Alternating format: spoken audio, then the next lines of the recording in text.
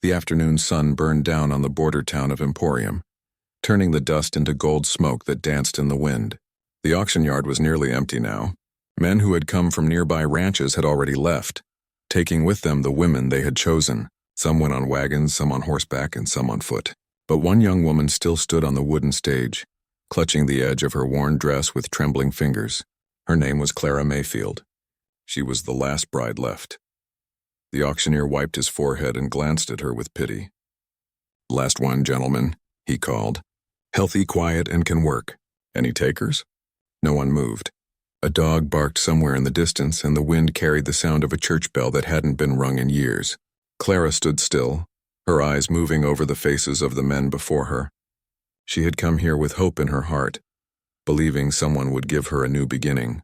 But as each minute passed, she realized hope was fading faster than the daylight. Her story had started months before, far from Emporium. She had lost her home to fire, her family to illness, and her dreams to time. When she heard about the town's strange custom of auctioning brides to lonely ranchers, she told herself it was better than starving. But now, standing there with the crowd thinning, she wondered if she had made a mistake. The auctioneer sighed and started to close his ledger. "All right, folks. Looks like that's it for today." A low voice cut through the air. "I'll take her." The sound came from the back of the crowd. Everyone turned. A man stepped forward, tall and broad, his hat pulled low over his eyes. His boots were covered in dust, and his long coat looked like it hadn't been washed in weeks. He moved with the slow, tired steps of a man who had carried too much for too long. The townsfolk began to whisper. "That's Eli Mercer," someone said. "Didn't think he'd ever come back." Clara had heard the name before. They said Eli had once been a proud rancher, a man who could ride any horse and fix any fence. But years ago, a flash flood had swept through his ranch, taking his wife and daughter. Since then, he'd shut himself away, letting his land die along with his heart. The auctioneer looked surprised. "Eli, you sure about this?" Eli nodded once. "Yeah." He walked to the front, pulled a few crumpled coins from his pocket, and dropped them on the table. It wasn't much, but no one questioned it. The town wasn't a place for fairness, it was a place for survival. He turned to Clara, his face half-shadowed beneath his hat. "You got a name?" "Clara," she said softly. Her voice almost broke. "All right, Clara," he said, and held out his hand. For a moment she hesitated. The crowd watched in silence. Then she placed her small hand in his rough, calloused one. His grip was firm but not harsh.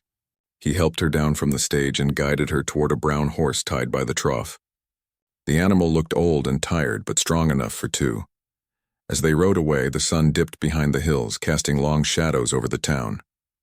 Clara didn't look back. She didn't want to see the empty stage or the faces of those who had turned away from her.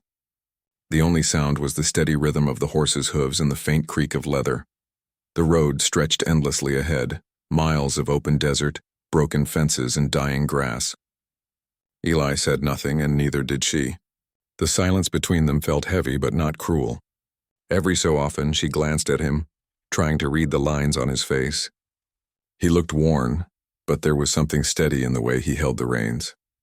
When they finally reached the Mercer Ranch, the place looked as broken as the man who owned it. The main house leaned slightly to one side.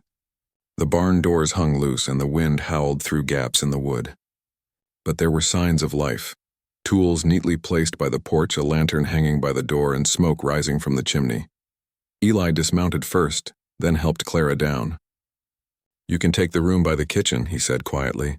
"Ain't much, but it's dry and warm." She nodded, unsure what else to say. The room was small, with a single bed, a cracked mirror, and a window that looked out at the open land.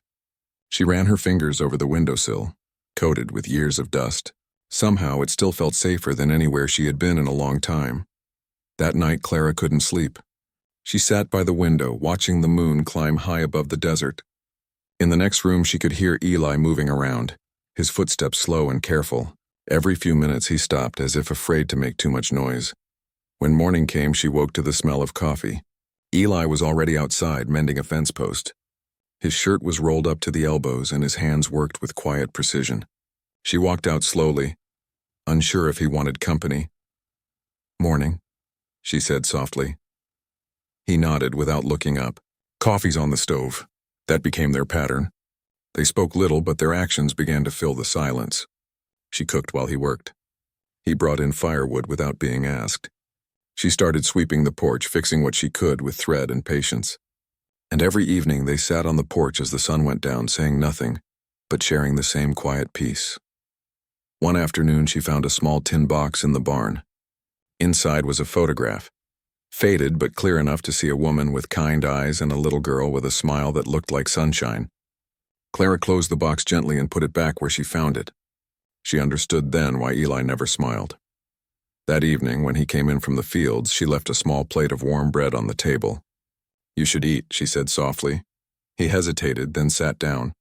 "You didn't have to." "I know," she said. "But I wanted to." For the first time their eyes met. His were tired, but behind the pain was a spark of something fragile and human. Days passed. Slowly the ranch began to change.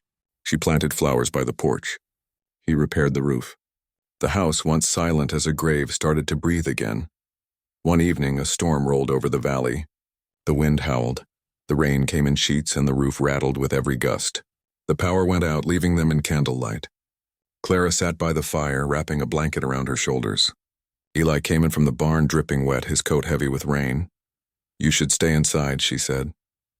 He nodded and sat across from her. For a long moment, they listened to the storm beat against the windows. Then, without saying a word, he took the blanket from his shoulders and placed it over hers too. It was the smallest act of kindness, but it meant everything. When the storm passed, the world outside smelled fresh and alive. Clara looked out the window the next morning and saw the first sprout of green breaking through the soil. She smiled for the first time in months. Eli watched her quietly from the porch, sipping his coffee. He didn't say anything, but in his chest, something that had been frozen for years began to thaw. Clara had come into his life like a flicker of light in a dark room. Unexpected, fragile, but enough to remind him what warmth felt like. In that border town, she had been the last bride left, the one nobody wanted. But out on that lonely ranch, she became something else. A reason for a broken man to lift his head, to speak again, to live again.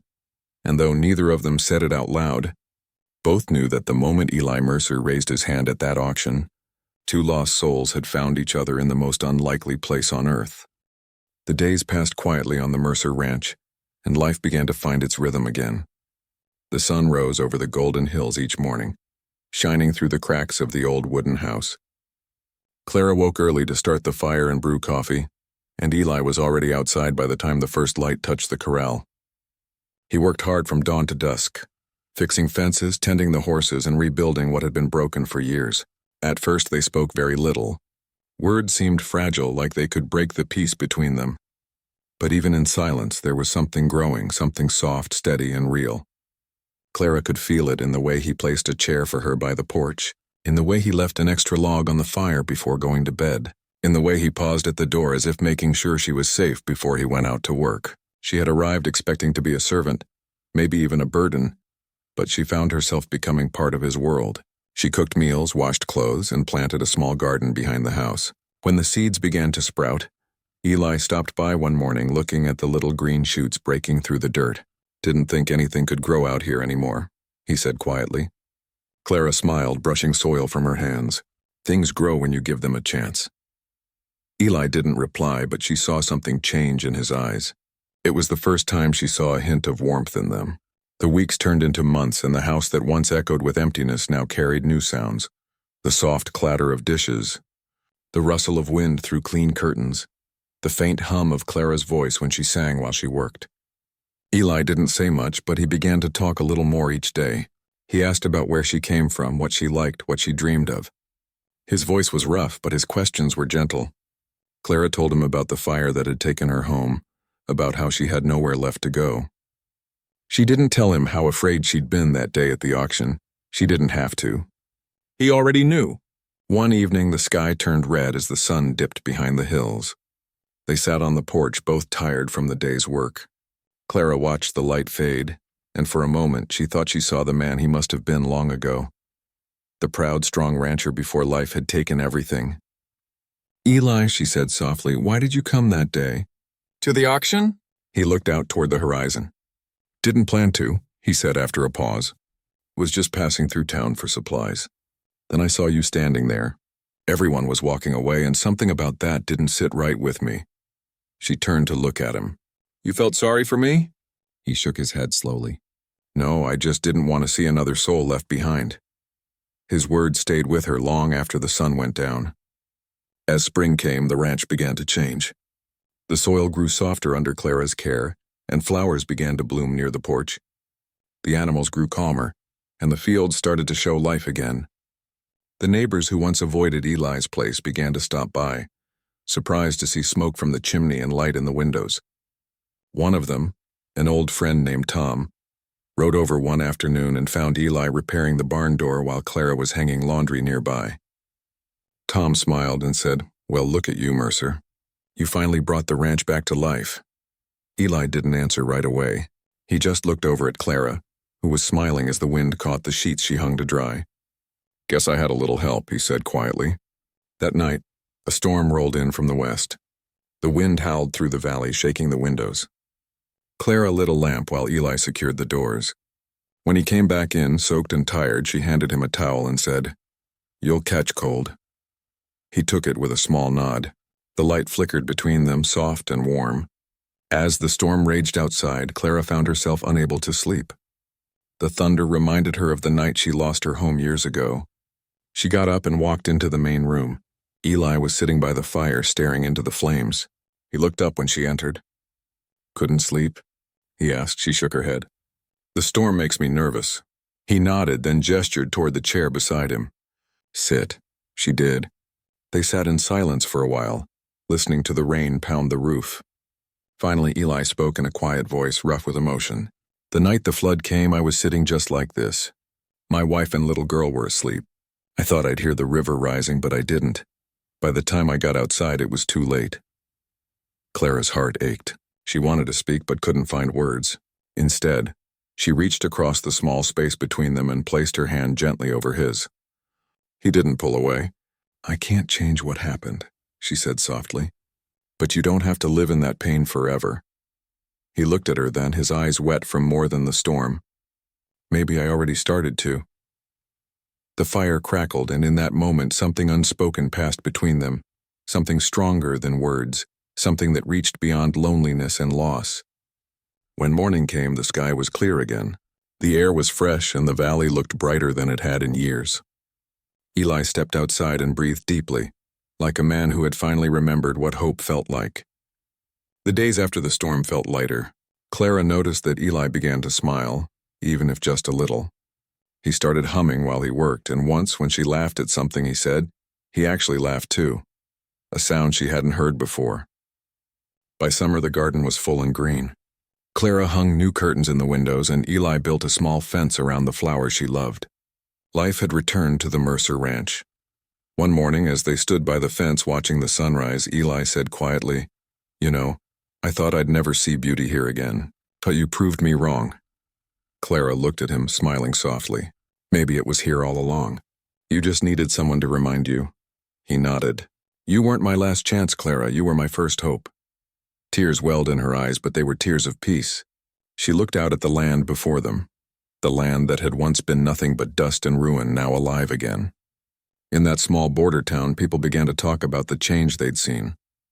The old auction yard closed down, and some said it was because the story of the last bride had made folks rethink what kindness really meant. For Eli and Clara, life went on quietly. There were no grand speeches or fancy weddings, just two souls who had found each other in the emptiest of places. Together, they rebuilt not just a home, but a life filled with quiet love and understanding. And whenever the wind swept through the valley at dusk, carrying the scent of wildflowers from Clara's garden, it seemed to whisper the same truth. Sometimes, even the most broken hearts can find healing where they least expect it. Clara had once been the last bride left at the border town auction, waiting for someone to see her worth. But out on that lonely ranch, she became something more, a symbol of how compassion can turn loss into life and how even in the harshest lands, love can bloom again. And so the story of the broken cowboy and the last bride lived on, told quietly across the border towns, not as a tale of chance, but as proof that every soul, no matter how lost, can find home again when kindness leads the way.